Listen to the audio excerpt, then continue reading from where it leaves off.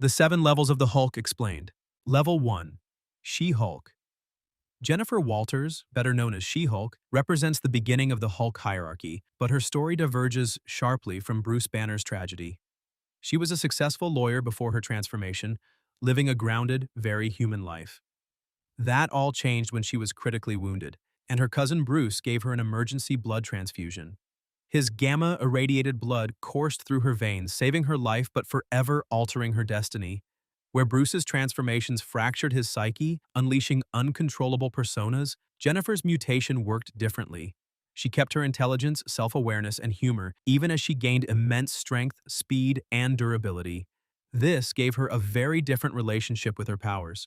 Bruce saw the Hulk as a curse, but Jennifer embraced She-Hulk as an extension of herself. Over time, she even began to prefer her gamma form, walking into courtrooms or onto battlefields with confidence and poise, embodying power rather than fearing it. Her strength is formidable. She-Hulk can lift tanks, tear through reinforced steel, and hold her own against powerhouses like the Thing, Hercules, and even Thor. While her power level doesn't grow exponentially with anger in the same way as Bruce's Savage Hulk, she has the advantage of clarity. She can strategize mid-fight, making her one of the most adaptable combatants in the Marvel Universe.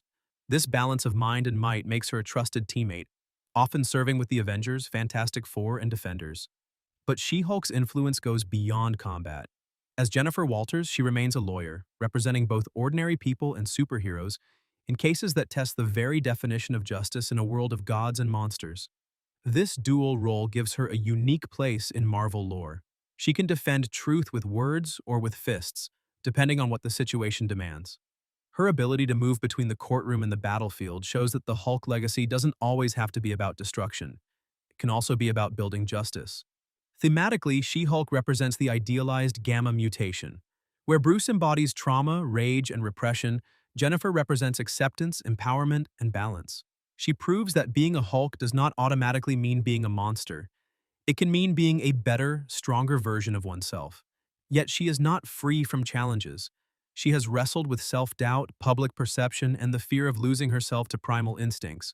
But her defining trait is her refusal to let those struggles define her. In the grand evolution of Hulks, She-Hulk is level 1, not because she is weak, but because she represents the base, the controlled and stable version of gamma power. She is the seed from which the wilder, more destructive Hulks emerge, and the reminder that the Hulk legacy is not only about rage but also about resilience, identity, and hope. Level 2. Grey Hulk.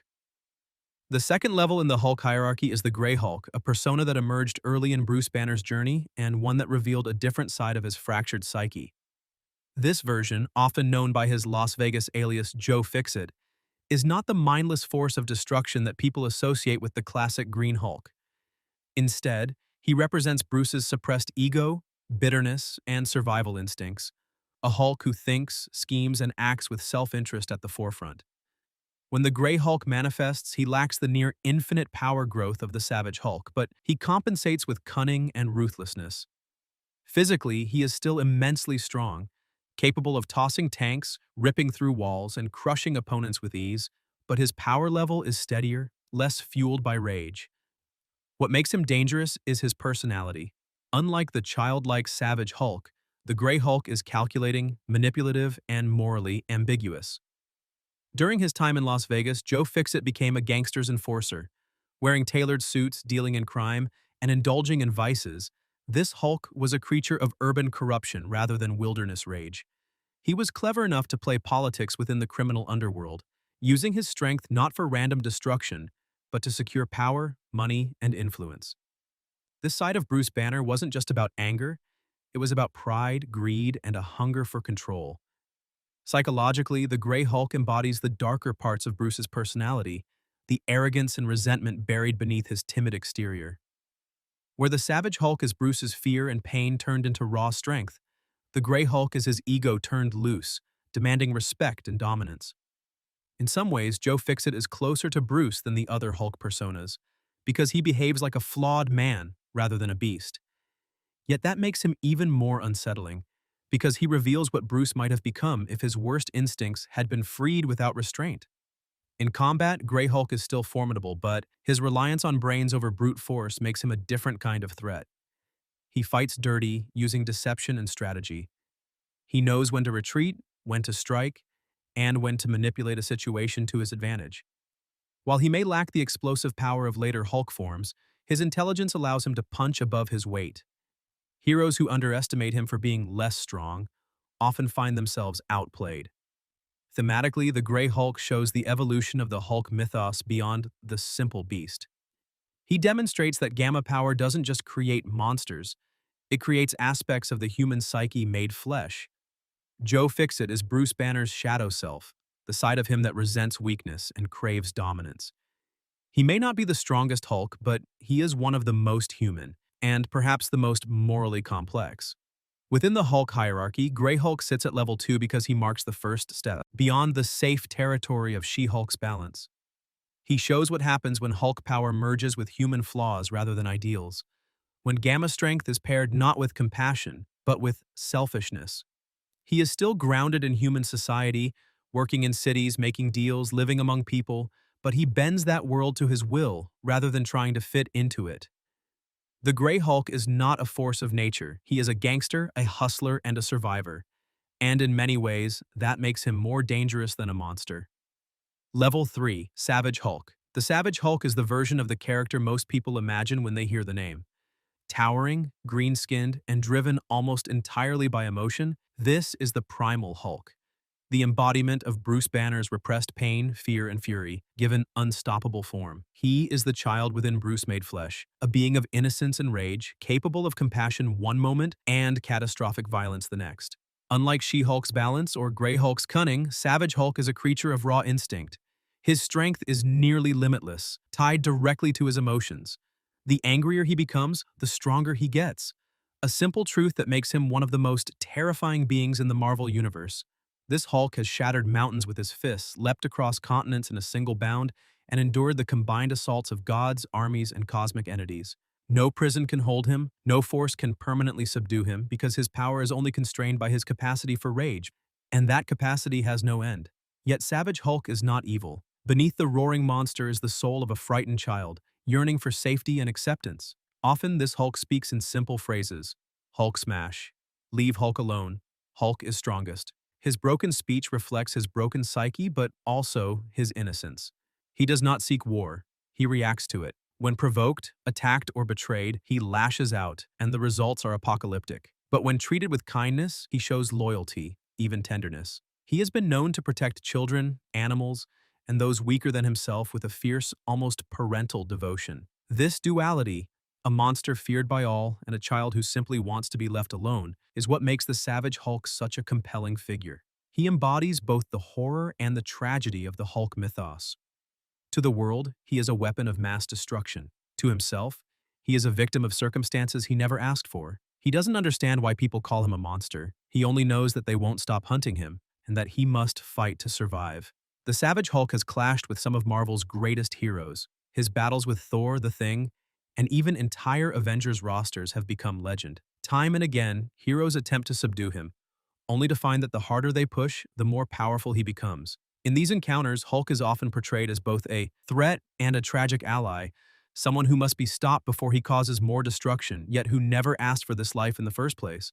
Psychologically, the Savage Hulk is Bruce Banner's trauma personified. Bruce's childhood was marked by abuse, neglect, and fear, and the Hulk reflects all the rage Bruce buried for years. Every insult, every wound, every betrayal feeds into the Hulk's fury, and when unleashed, that fury levels cities. Yet, unlike Grey Hulk, Savage Hulk has little ego or malice. He doesn't want to control or dominate, he just wants peace. Ironically, his desire for solitude often leads to the very conflicts he wishes to avoid. In the Hulk hierarchy, Savage Hulk is level 3 because he is both the most iconic and the most unpredictable. Stronger than She-Hulk or Grey Hulk by orders of magnitude, he is no longer a figure who can exist comfortably within society.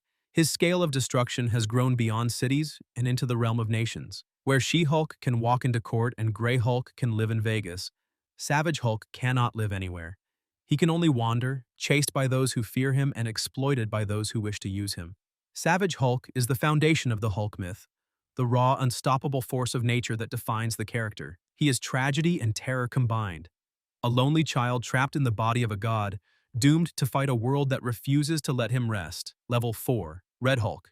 If Savage Hulk embodies the primal child within Bruce Banner, then the Red Hulk is the embodiment of militarized fury, rage weaponized by discipline, control, and years of combat experience. Where Bruce became a monster against his will, General Thaddeus Thunderbolt Ross sought out transformation, chasing it like a prize he could conquer. His obsession with destroying the Hulk consumed him, and in a twist of poetic irony, it turned him into the very thing he despised. Ross had been Bruce Banner's relentless adversary since the Hulk's earliest days.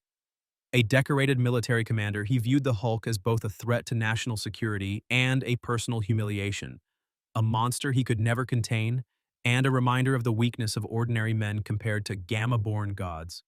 His vendetta drove him to ally with shadowy forces, and eventually he was transformed into the Red Hulk, a being with strength comparable to Banner's Savage Hulk, but with tactical brilliance and battlefield ruthlessness.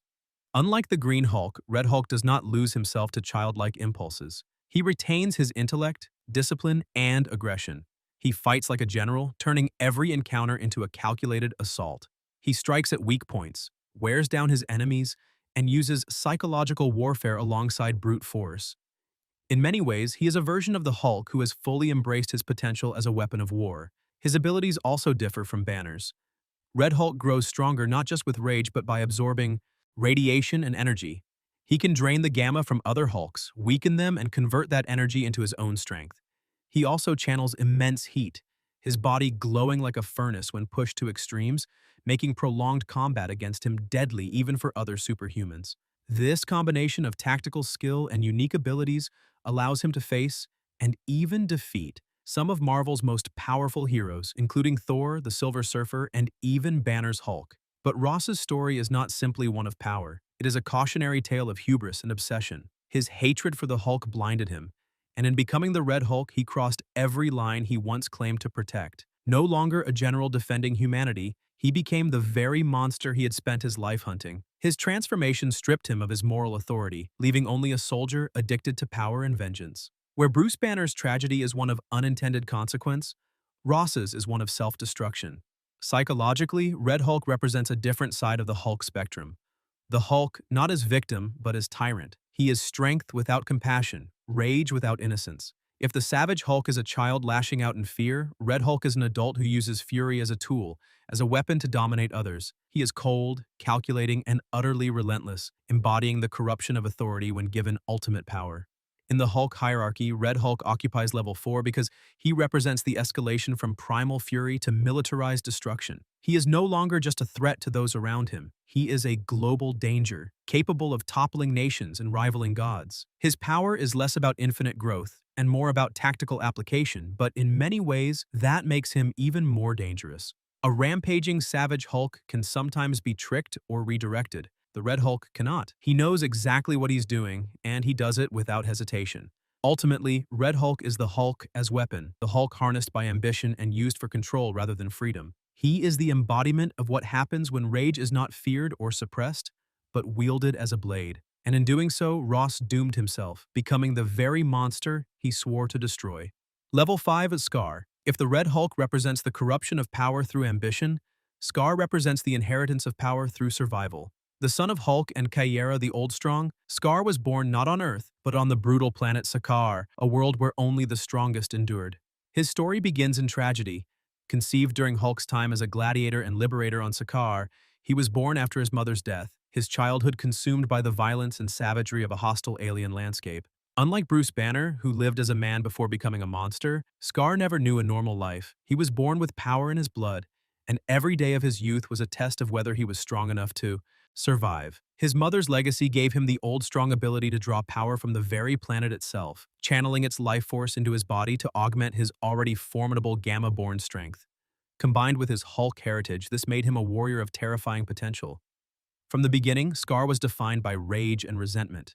To him, the Hulk was not a hero but an absent father, a being who had abandoned Sakaar and left destruction in his wake. Raised amid ruin, Scar came to Earth not seeking peace, but vengeance. He believed his destiny was to kill the Hulk, to prove that he was stronger than the father who had doomed his world. This vendetta shaped his early years, and for a time he stood as an adversary to Bruce, embodying the resentment of a child toward a parent who failed them. In combat, Scar is one of the most dangerous Hulks to ever exist. His physical might rivals even the Savage Hulk, and when combined with his old strong abilities, he becomes nearly unstoppable. He can draw energy from the ground to heal himself, create devastating shockwaves, and even manipulate the Earth itself as a weapon. His fighting style is not just raw rage, but disciplined brutality, honed through endless battles for survival on Sakaar. Unlike the often childlike Savage Hulk, Scar fights like a hardened warrior, son, precise, merciless, and utterly unrelenting. Psychologically, Scar is perhaps the darkest of the Hulk lineage. While Bruce's Hulks are often defined by their inner torment, Scar's torment is external. He is the child of war, the product of violence, and he carries those scars in every decision. His initial hatred for his father reflects his belief that the Hulk is nothing but destruction incarnate. Yet over time, as he fought beside Banner and witnessed his struggles firsthand, Scar began to understand the truth, that Hulk's story was one of pain and tragedy, not willful cruelty. Slowly, resentment gave way to reluctant respect and eventually to a kind of fractured bond. In the Hulk hierarchy, Scar occupies level 5 because he represents not only an escalation in raw power, but also a shift in scope. Where the Savage Hulk destroys cities and the Red Hulk embodies militarized might, Scar brings the legacy of Hulk into a new generation. He is proof that Gamma power is not just a curse that ends with Bruce Banner, but something that can be inherited, twisted, and reshaped by environment and upbringing. His scale is planetary, a warrior who could topple civilizations and one day rival even his father at his peak. Thematically, Scar is the child of rage, a being who never chose his power but who grew up knowing nothing else. He symbolizes the danger of legacy, the idea that Hulk's story does not end with Bruce but continues, shaping new generations in unpredictable and often violent ways. And yet, he also represents the possibility of change. Where his life began in vengeance, it evolved into reluctant heroism as he found his place not only as a son of Hulk but as a warrior with his own path to carve. Scar is the Hulk's shadow, his reflection and his heir, the son who grew up in war, who inherited both his father's strength and his mother's power, and who now carries the weight of that legacy into the future. Level 6, Worldbreaker Hulk. If the Savage Hulk is the embodiment of primal rage, then the Worldbreaker Hulk is the apocalypse made flesh, the culmination of everything Bruce Banner ever repressed, unleashed without restraint. This form is not just a stronger Hulk, it is the ultimate escalation, the point where his fury transcends mere strength and becomes a planetary cataclysm. When Bruce transforms into the Worldbreaker, he is no longer a misunderstood monster. He is judgment, wrath, and annihilation. The origins of this transformation lie in one of Bruce's rare moments of peace. Exiled by the Illuminati into space, Hulk found a new home on the planet Sakaar. There, he rose from gladiator to king, found love with Kyera the Old Strong, and, for the first time in his life, tasted happiness. But tragedy struck when a warp core explosion destroyed Sakaar, killing Kyera and countless others. Hulk blamed the Illuminati for this devastation, and in his grief and rage, he returned to Earth not as a wandering outcast, but as a conqueror. The saga of World War Hulk is one of the darkest chapters in Marvel history. Hulk marched on Earth with his war-bound allies, and the heroes of the planet stood powerless before him. The Avengers, X-Men, and Fantastic Four all fell in turn, unable to match the sheer ferocity of his vengeance. Hulk defeated Iron Man inside his most advanced armor, crushed Doctor Strange's sorcery, and even overpowered Sentry, one of Marvel's most powerful beings. The truth was undeniable, nothing could stop him. As the Worldbreaker, Hulk's power reached unprecedented levels. His mere footsteps cracked continents. His voice and roars shattered mountains. When his anger boiled beyond reason, his body radiated with a green glow, releasing gamma energy so intense it destabilized the very crust of the Earth. He became a walking natural disaster, an unstoppable force whose presence alone threatened planetary extinction. Unlike earlier incarnations, this was not the blind fury of a child. This was Bruce Banner, fully conscious, channeling all of his intellect into his rage.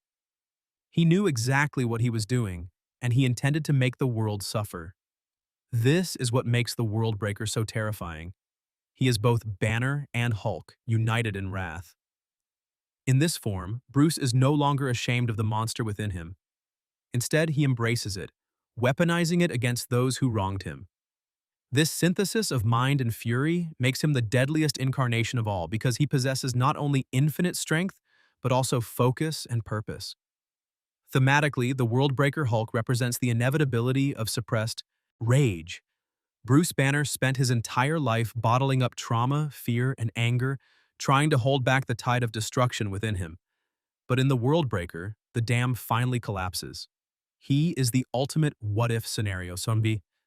What if Banner stopped fighting his curse and let the Hulk exist without restraint? The result is not merely destructive, it is apocalyptic. In the Hulk hierarchy, Worldbreaker sits at level 6 because he is no longer just a personal or national threat. He is a planetary one. Entire civilizations could be wiped away in his wake, not by choice, but by the sheer force of his uncontrolled energy. He is the Hulk as catastrophe, the gamma storm that consumes all in its path. And yet, there is tragedy within this form. Beneath the destruction lies a man who lost everything: his wife, his kingdom, his peace. The Worldbreaker is not merely a monster of rage, but a monument to grief. His fury is not only against the Illuminati, but against the universe itself, forgiving him happiness only to rip it away again. The Worldbreaker Hulk is the storm at the end of all things, the unstoppable wrath of a man who could no longer contain his suffering. He is the Hulk unchained, the proof that anger, when left to grow without end, can become a force capable of ending worlds. Level 7, Maestro Mieti. At the very peak of the Hulk hierarchy sits the Maestro, the darkest possible evolution of Bruce Banner. Not a beast of rage or a victim of circumstance, but a tyrant forged by time, loss, and corruption. Where the Worldbreaker is the Hulk as apocalypse, the Maestro is the Hulk as aftermath, the ruler who rises when the dust has settled and humanity lies in ruins. The Maestro exists in a future ravaged by nuclear war.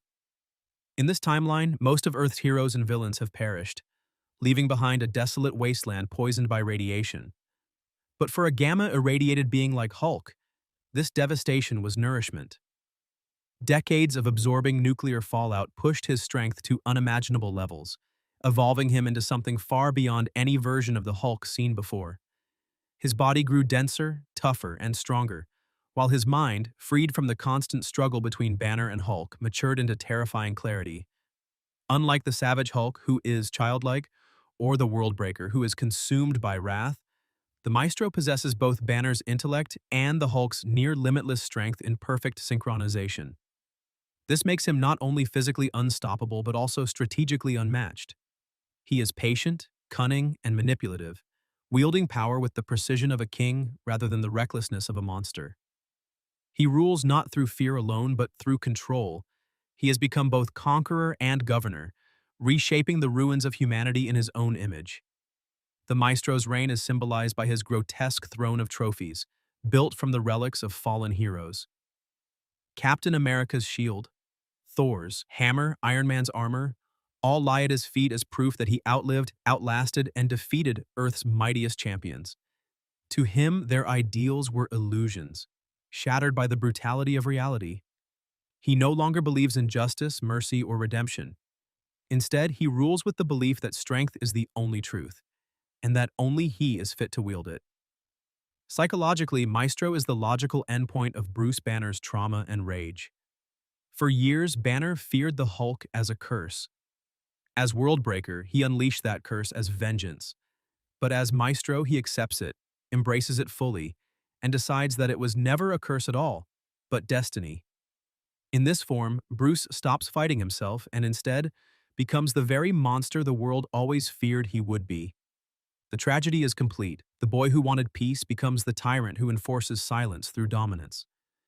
What makes Maestro terrifying is not simply his raw power, which exceeds even the Worldbreaker due to decades of nuclear enhancement. It is his clarity of mind. The Savage Hulk could be reasoned with, the Red Hulk could be outmaneuvered, and even the Worldbreaker could be subdued once his grief subsided. But Maestro cannot be bargained with because he truly believes he is right. In his eyes, humanity brought about its own destruction, and he, the survivor, the strongest, is the only one fit to rebuild. In the Hulk hierarchy, Maestro stands at level 7 because he represents the final form of the Hulk mythos, not rage, not grief, but absolute dominance. He is the Hulk unchained from morality, unrestrained by conscience, and no longer divided by inner conflict. Where others saw a curse, Maestro sees his true self, and he revels in it. Thematically, Maestro is the nightmare of unchecked power. He is what happens when the strongest being in the world stops resisting his nature and decides to impose it on everyone else. He is the dark future of Hulk, the proof that even the most tragic victim can become the greatest oppressor when given time, power, and purpose. Among all of Hulk's incarnations, Maestro is the one that terrifies even Hulk himself, because he is not another persona, but the ultimate destination of Bruce Banner if his worst instincts ever win. He is not just the strongest Hulk, he is the end of the Hulk story.